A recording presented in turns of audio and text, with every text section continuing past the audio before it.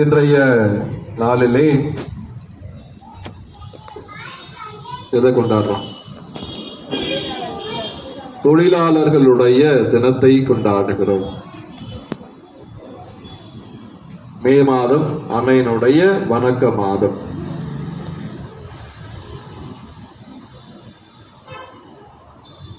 திருத்தந்தை 12ஆம் பத்திநாதர் இந்த உழைப்பாளிகளுடைய தினத்தை உருவாக்கினார்.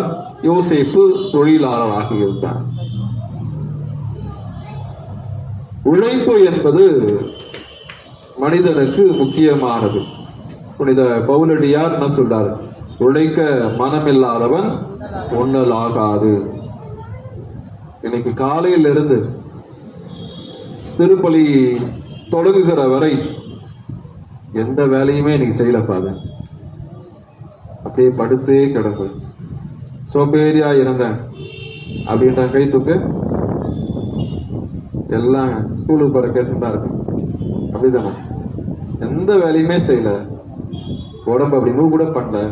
இது கூட ஒரு வேலை தான். யாராவது இருக்கிறீங்களா? அது மாதிரி சின்ன வேலை கூட செய்யாம அப்படியே சொகுசா வாழ்ந்துட்டு இருக்கிறேன். அம்பானி கூட இருக்க முடியாது. அப்படித்தானே? அவருக்கு கூட நிறைய வேலை இருக்குது.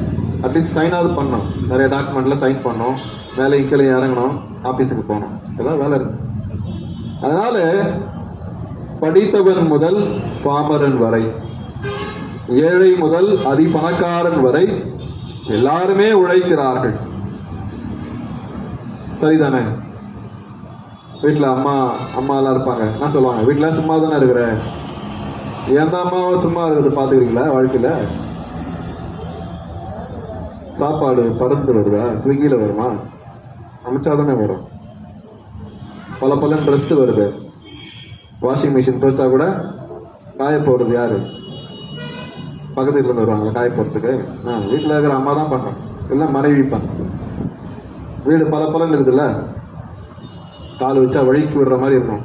பலன்னு சில வீடெல்லாம் கிளீனாக இருக்குது. எப்படி கிளீன் ஆச்சு? அதுவே கூட்டிக்கிச்சா, பெருக்கிச்சா? பல நேரத்தில் சொல்லுவாங்க, வீட்டில் சும்மா தானே இருக்கிறேன், கோபமாக வரும். எந்தம்மா சும்மா இருக்கிறாங்க? காலிலேருந்து வேலை இருக்குது. காலில் எழுந்தோடனே அவனுக்கு அயன் பண்ண கொக்கா ரெடியாக இருக்குது. கரெக்டா? காலைல பிரேக்ஃபாஸ்ட்டு ரெடியாக இருக்குது. காலேஜுக்கு அல்லது வேலைக்கு போகிறதுக்கு சாப்பாடு கேரியரில் ரெடியாக இருக்குது. இன்னைக்கு யாரும் கட்டுறதில்ல, பரவாயில்ல, இருந்தாலும் இருக்குது. முறைக்கிறாங்க ஒரு சிலர். சரி. அதனால் அவங்களுக்கும் வேலை இருக்குது.